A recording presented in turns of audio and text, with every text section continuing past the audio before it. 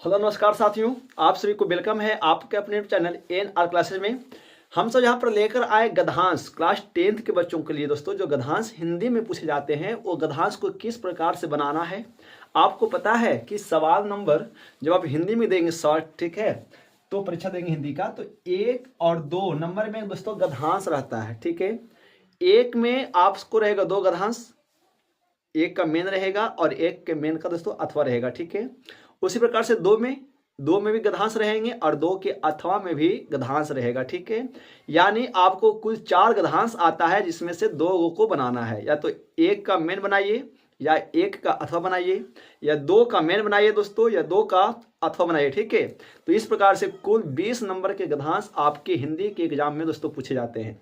यदि आप सही सही आंसर देते हैं तो 20 का 20 नंबर दोस्तों आपको पूरा मिलता है। ठीक है, आपको गद्यांश बनाना कैसे है, बहुत सारे बच्चे क्या करते हैं, गलत करते हैं गद्यांश को बनाने में। ठीक है दोस्तों, तो ये वीडियो देखिए और वीडियो को समझिए कि किस प्रकार से गद्यांश बनाया जाता है, ताकि आपका हिंदी में दोस्तों 20 का 20 नंबर जो सीधे गद्यांश से दिया जा रहा है वो 20 का नंबर आपको दोस्तों मिलेगा। ठीक है, तो वीडियो का अंदर देखिए और किस प्रकार से गद्यांश को बनाना है, गद्यांश को लिखने का तरीका दोस्तों आपको क्या होना चाहिए, ताकि नंबर ना कटे और आपका फुल नंबर दोस्तों मिलेगा। ठीक है, ये लूट है, 20 नंबर आपका फ्री ऑफ कॉस्ट मिलता है। ठीक है, जो आपको अच्छे से आंसर दीजिएगा तो नंबर दोस्तों भरपूर मिलेगा। ठीक है, आइए हमने यहाँ पर एक गद्यांश लिखा। ठीक है, जब आप गद्यांश बनाएंगे तो सबसे पहले क्या करिए, उसको एक बार पूरे को पढ़ लेना है।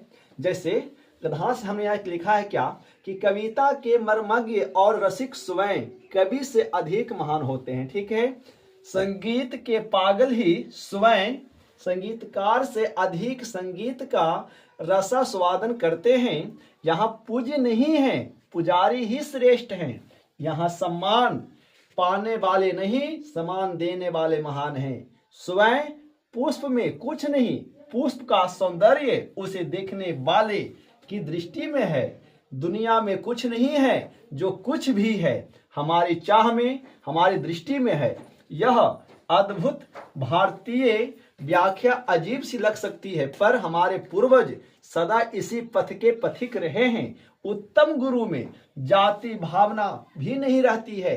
कितने ही मुसलमान पहलवानों के हिंदू चेले हैं और हिंदू संगीतकारों की मुसलमान शिष्य रहे हैं।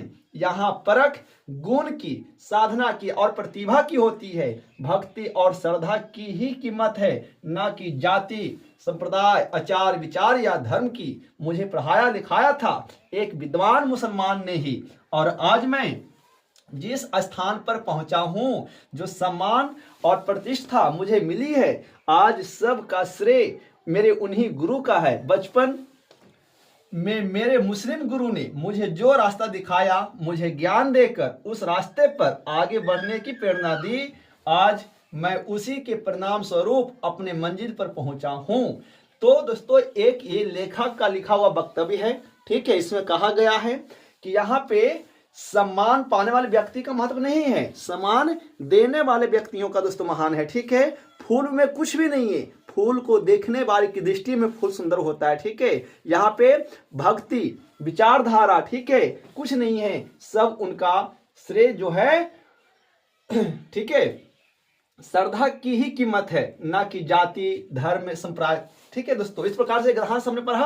अब गद्यांश से कुल 5 सवाल पूछे जाएंगे आपको। ठीक है, एक गद्यांश से कुल 5 सवाल रहेंगे, जो प्रत्येक सवाल 200 नंबर का रहेगा। ठीक है, तो देखिए, जैसे सवाल नंबर 1 है कि कवि से अधिक महान कौन होता है। ये आपने एक सवाल पढ़ा, अब यहाँ खोजिए, इसको खोजना है। ठीक है, कि कवि से अधिक महान दोस्तों कौन होता है। तो देखिए, कहा गया है कविता के मर्मज्ञ और रसिक स्वयं कवि से अधिक महान होते हैं। ठीक है, तो दोस्तों पहला सवाल का आंसर यहां से यहां तक हो जाएगा।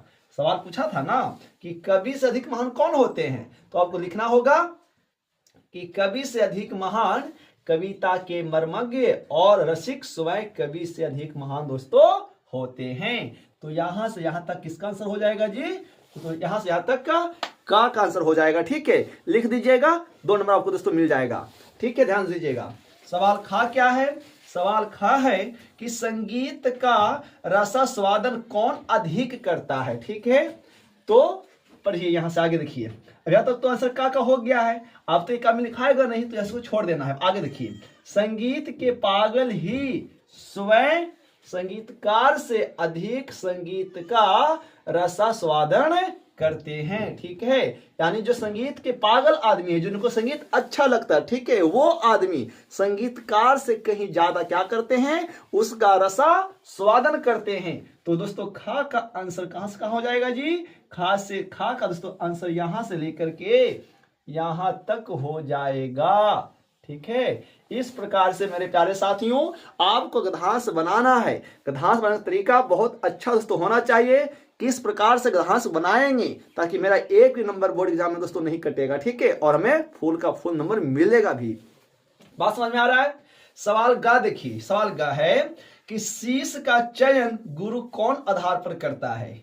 तो शीश का जो चयन जो गुरु करते हैं ना, देखिए आगे, यहाँ पूज ही नहीं पुजारी ही श्रेष्ठ हैं, यहाँ सम्मान पाने वाले नहीं सम्मान देने वाले महान हैं। स्वयं पुष्प में कुछ नहीं, पुष्प का सौंदर्य उसे देखने वाले की दृष्टि में है। दुनिया में कुछ नहीं है, जो कुछ भी है हमारी चाह में हमारी दृष्टि में है।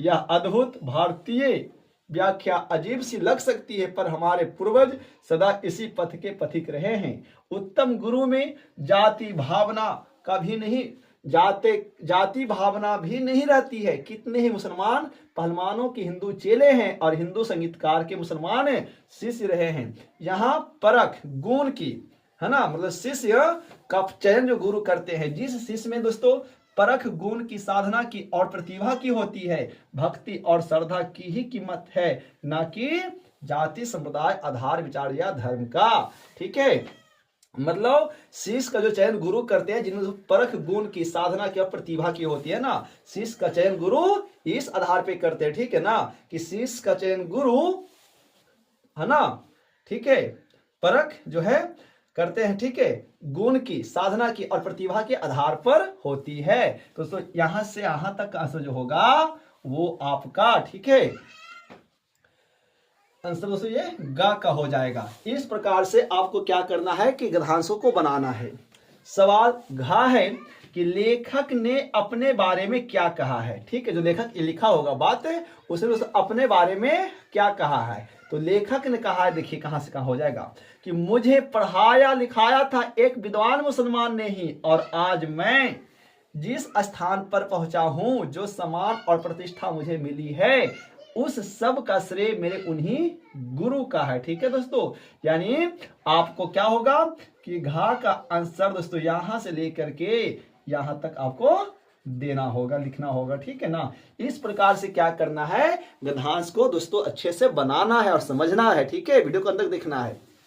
सवाल अड़ा क्या है कि सच्चे शिष्य की परख क्या होती है, यानी एक अच्छा शिष्य का परख दोस्तों क्या होता है। ठीक है, तो आपको पता है कि जब गुरु का जब एक अच्छे शिष्य का परख करता है तो कैसे करता है, तो सच्चे शिष्य का जो शिष्य की परख होती है, यदि उसमें दोस्तों है क्या चीज, ठीक है, यदि उसमें साधना और प्रतिभा की होती है, ठीक है, भक्ति और श्रद्धा की है, ठीक है, इस प्रकार से मतलब उसमें परख होता है यहाँ पे। ठीक है, मतलब सच्चे शिष्य का जो परख होता है साधना और प्रतिभा के आधार पर होता है। इस प्रकार से दोस्तों आपको पूरे सवाल को गद्यांश बनाना है।